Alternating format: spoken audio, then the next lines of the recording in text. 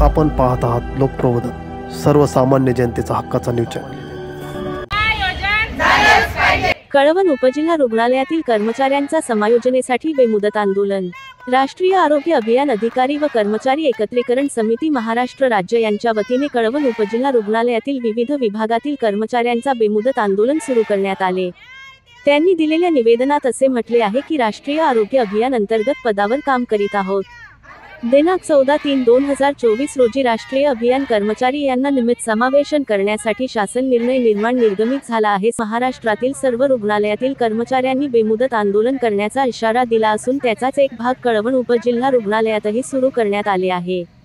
यावेळी अर्चना पवार, सविता नंदन, तनुजा बोरसे, डॉक्टर हेमंत पाटील यांनी आपल्या प्रतिक्रिया व्यक्त केल्या। यावेळी सरला अहिरे, स्नेहल जाचक, अश्विनी रौंदळ, कविता वाघ, सुनंदा गावित, पूनम बोये, मोनिका अहिरे, उर्मिला कोकणी, उषा गावित, डॉक्टर मनोज सूरवंशी, अमोल चौरे, दीप्ती खांडवी आणि कर्मचारी उपस्थित होते। यावेळी शासन विरोधात घोषणाबाजी करण्यात आली। लोकप्रबोधन मराठी प्रतिनिधी प्रकाश बस्ते, कळवण। ते पण वेळेवर देत नाही, ते पण 4-4 महिन्यानंतर पेमेंट देतात।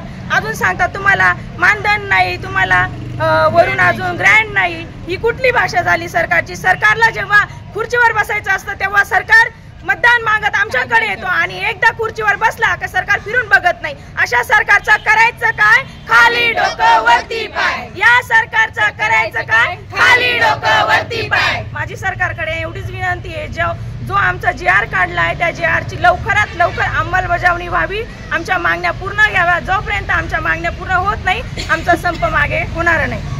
आमचा जो संप आहे 19 ऑगस्ट पासून सुरू झालेला तो बेमुदत संप आहे। कारण असं आहे की आमच्या मागण्या पूर्ण होत नाहीये। 14 मार्च पासून 2024 पासून जो GR निघालेला आहे त्याची अंमलबजावणी झालेली नाहीये। समायोजन वगैरे अशा काही GR मध्ये काही मागण्या आहेत त्या पूर्ण झालेल्या नाहीयेत। 18 महिने उलटून गेल्यानंतरही त्या मागण्या पूर्ण झाल्या नसल्या कारणाने आम्ही पुन्हा बेमुदत आंदोलनात उतरलो आहे।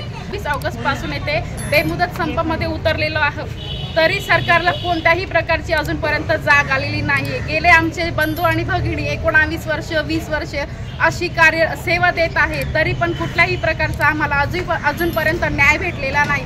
तरी सरकारकडे आमची एकच मागणी की जे काही आमचे बंधू भगिनी आज कंत्राटी कर्मचारी आहेत त्यांना त्यांचा हक्काचा जो न्याय आहे तो सरकारने द्यावा। लाडकी बहीण योजना हा लाभ देत आहेत महिन्याला, आणि मग आम्ही एवढं जीवाची तळमळ करून जीवाची पर्वा न करता जे काम करतो, तरी आम्हाला जो आमचा स्वतःचा जो हक्क आहे तो हक्क मिळण्यासाठी आम्ही लढतोय आणि तो शासन आम्हाला तो हक्क देत नाही। यासाठीच आम्ही बेमुदत संपासाठी बसलेलो आहोत। आउटस्टँडिंग आलं पाहिजे तरच आम्हाला ती पेमेंट वाढमध्ये 5% वाढ मिळत असते।